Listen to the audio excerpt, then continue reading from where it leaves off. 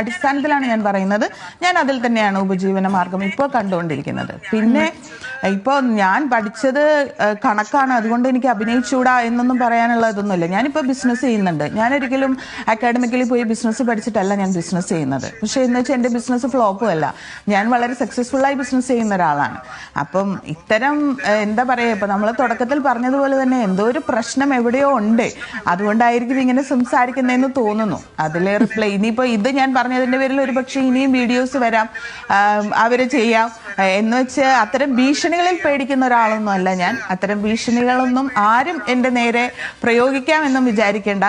ഇതിനേക്കാൾ വലിയ എന്താ പറയുക പ്രതികൂല സാഹചര്യങ്ങളൊക്കെ കടന്നു വന്നിട്ടുള്ള ഒരാൾ തന്നെയാണ്. അതെന്നെ പേഴ്സണലി അറിയുന്നവർക്കറിയാം. നമ്മളിപ്പം ഞാൻ വലിയ സംഭവമാണെന്ന് എല്ലാവരോടും പറഞ്ഞു നടക്കേണ്ട ആവശ്യമൊന്നുമില്ലല്ലോ. നമുക്ക് അത്തരം സിറ്റുവേഷൻസ് വരുമ്പോൾ പ്രതികരിക്കുന്നു അല്ലെങ്കിൽ അതിനെ മറികടക്കുന്നു എന്നുള്ളതാണ്. അപ്പോൾ അതുകൊണ്ട്